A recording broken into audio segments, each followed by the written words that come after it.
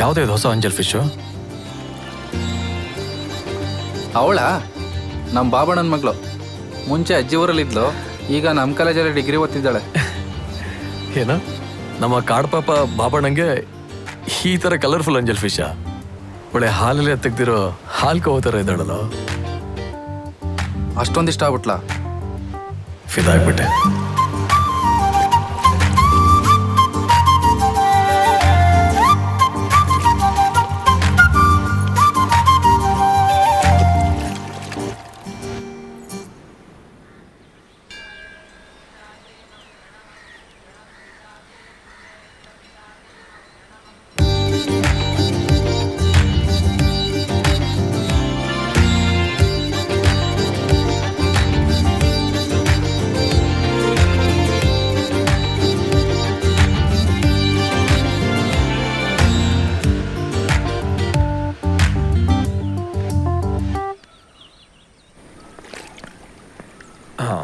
Hi.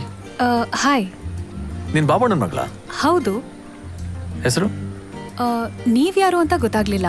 ನನ್ನ ಹೆಸರು ಯಾಕೆ? ನಿನ್ನ ಹೆಸರಲ್ಲಿ ಒಂದು ಅರ್ಚನೆ ಮಾಡ್ಸೋಣ ಅಂತ. ನನ್ನ ಹೆಸರಲ್ಲ, ಯಾಕೆ? ನೋಡೋಕೆ ಚೆನ್ನಾಗಿದೆಯಲ್ಲ, ದೃಷ್ಟಿಗಿಷ್ಟಿ ಆಗದಿರ್ಲಿ ಅಂತ. ನಿಂತ್ಕೋ, ಮಾತಾಡ್ಸ್ತೀನಿ ಹೋಗ್ತಾನೆ ಇದೆಯಾ? ಯಾರು ನೀವು? ನಿಮ್ಮ ಪರಿಚಯ ನನಗಿಲ್ಲ.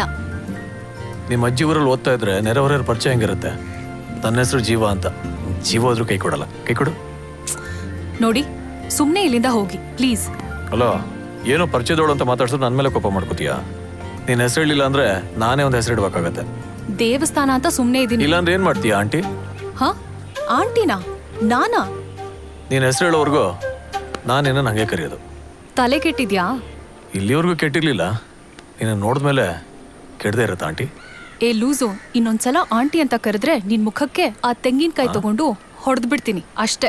ಕೋಪ ಮಾಡ್ಕೊಂಡು ಚೆನ್ನಾಗೇ ಕಾಣಿಸ್ತೀಯ. ಓ ಜೀವ, ಬೆಂಗಳೂರಿಂದ ಯಾವಾಗ ಬಂದೆ?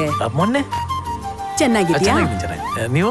ಹಾ, ನಾನ್ ಚೆನ್ನಾಗಿದ್ದೀನಿ. ಹಾ, ಅಂತೂ ಬ್ಯಾಂಗ್ಳೂರಲ್ಲೇ ಸೆಟ್ಲ್ ಆದೆ ನೀನು. ಮತ್ತೆ ಹೆಂಡತಿ ಮಕ್ಕಳನ್ನ ಸಾಕ್ಬೇಕಲ್ಲ ಅಜ್ಜಿ. ಮದ್ವೆ ಆಗಿದ್ಯಾ? ಇಲ್ಲಪ್ಪ, ಇನ್ನೂ ಬ್ಯಾಚುಲರ್ ನಾನು. ಓಹೋ, ಇವಳು ನನ್ನ ಮೊಮ್ಮಗಳು. ಓ, ಚಿಕ್ಕ ವಯಸ್ಸಲ್ಲಿ ಗಿರಾಜ ಕೋಳಿ ತರ ಇದ್ಲು, ಈಗ ಒಳ್ಳೆ ನವಿಲ್ ತರ ಆಗ್ಬಿಟ್ಟಿದ್ದಾಳೆ.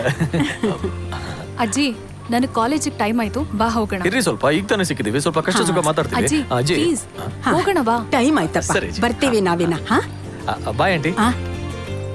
ಇವ್ರಿಗೆ